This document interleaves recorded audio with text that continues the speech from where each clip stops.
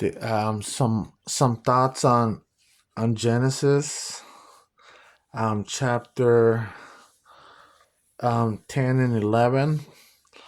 Um, you see, like I was mentioning in the other videos, that um you see, God said before the flood 120 years, but as you can see now, now they're living less than 900 years. So it's decreasing. The years are decreasing. Um, you see, he said it.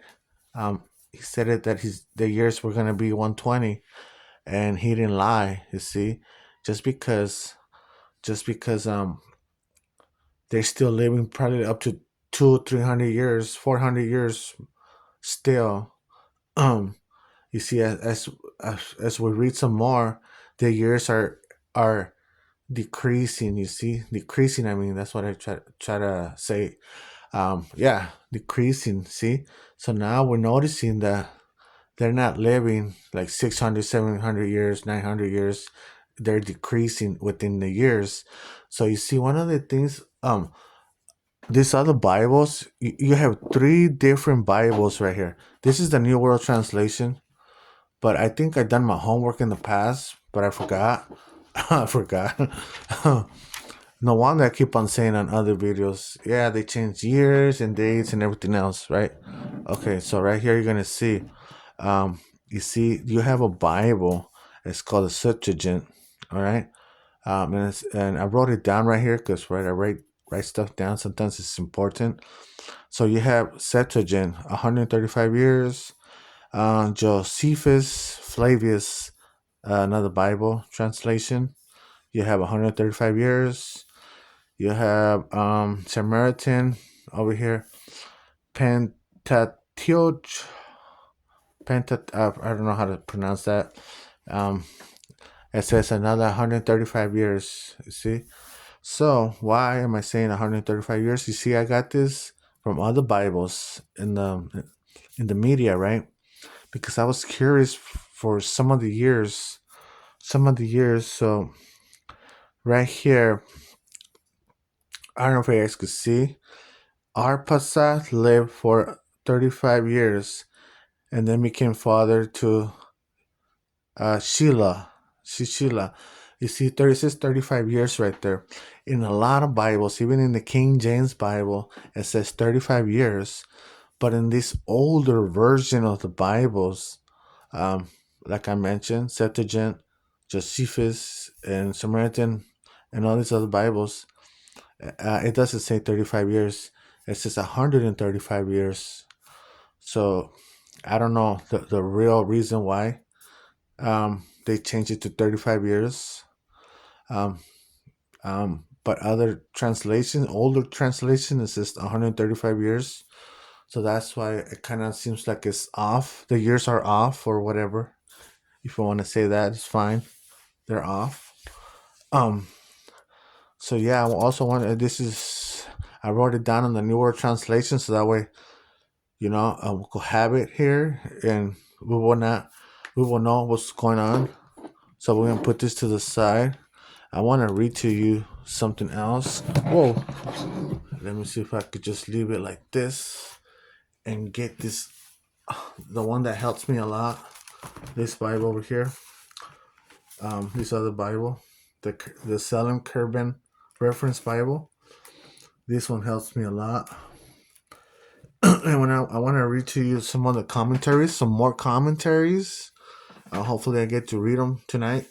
And um, so we're gonna put it like this. So some of these commentaries on chapter 11, because I have a lot to say about this now. Because let me get started with this. Hopefully, I remember by the end of by the end, once I finish reading this. Hopefully, I remember. But it says right here. It says right here. Babel, the punishment by confusion. The flood was over. Now the world was given a new start. The whole world had one language and one vocabulary. It was then that man tried to glorify himself by building the Tower of Babel.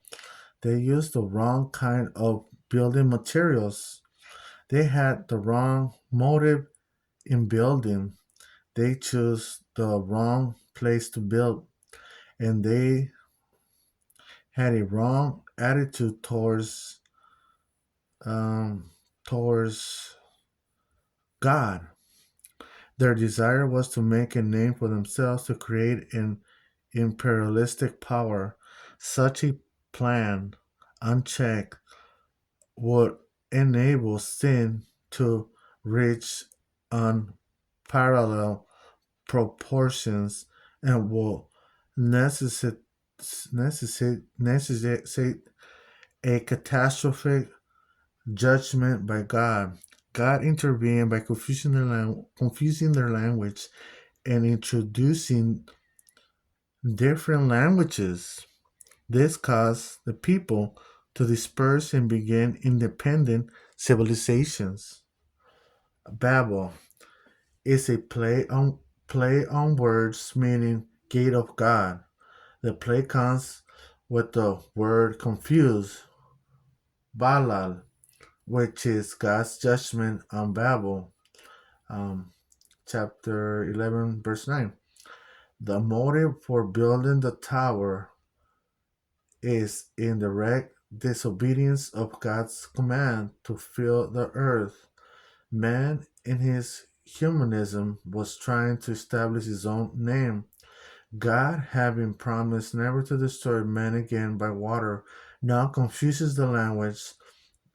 This divided mankind into groups, thereby hindering the university of sin. The next time a world united in sin against God is found is during the last days of the Antichrist. Revelation 13:3 and through 8. The phrase unto heaven may be translated to the sky. The idea of the tower seems not so much intended to lift man to God as it was an attempt to avoid being scattered. There is a reference to the plurality of the Trinity in the us of verse 7, Genesis 1 26. Note that chapter 10 records events which happened after chapter 11. Um, chapter 10, 5, and 20.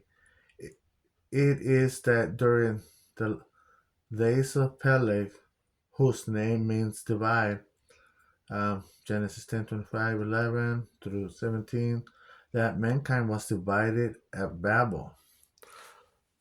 So right here, they were divided by God, right?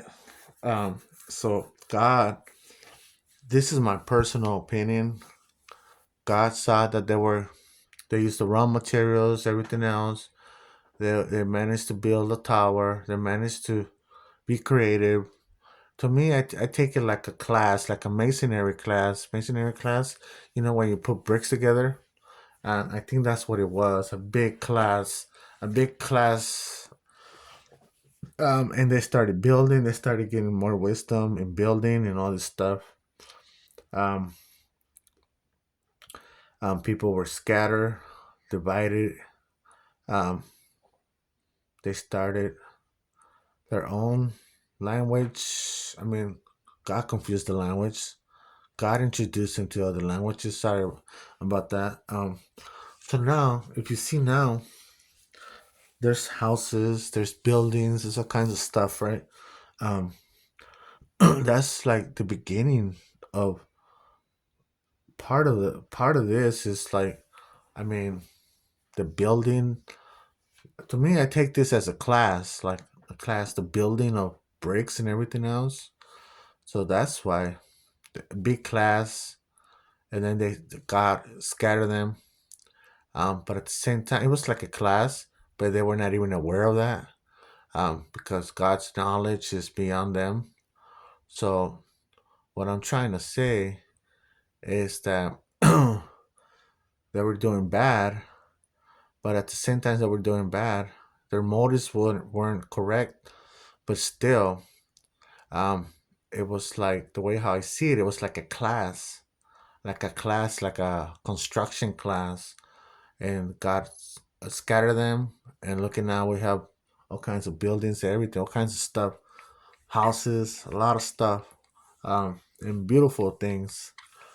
Um, so to me, I see it like like a classroom, and also the language. We have different nations, everything. We have people, different everything. Cultures, um, different faces with the same image. Um, so this is some of my thoughts on Genesis chapter 11. And you see some of the years change. You see that I left the phone like this so you could see some of the years change. Um, so so that's where you get those other years in this other Bibles right here. Um, all right, this is what I wanted to share for now. All right, thank you. Bye.